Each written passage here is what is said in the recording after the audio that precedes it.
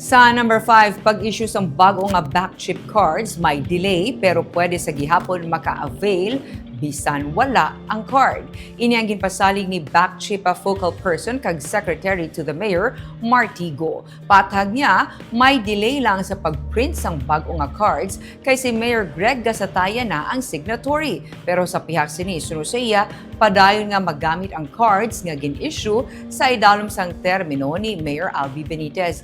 Dugang panigo, bisan gani ang mga wala pa sang card nga na-admit sa ospital. Nga mga residente sa Bacolod, pwede sa gihapon maka-avail sang 15,000 pesos nga hospitalization assistance. Kinahanglan lang nga magkato sa focal person nga na-assign sa kada ospital kag magrehistro para maka-avail sang bulig pinansyal. We are actually issuing new cards na may new signature na ni Mayor Greg. So, but the old cards are still valid. They can still use the old cards. It's just that ang mga new registrants for the back chip, they will be issued a new card as well with the signature of Mayor Greg. Pero even wala ka mo back chip cards, if you get admitted sa hospital, you just approach the back chip desk.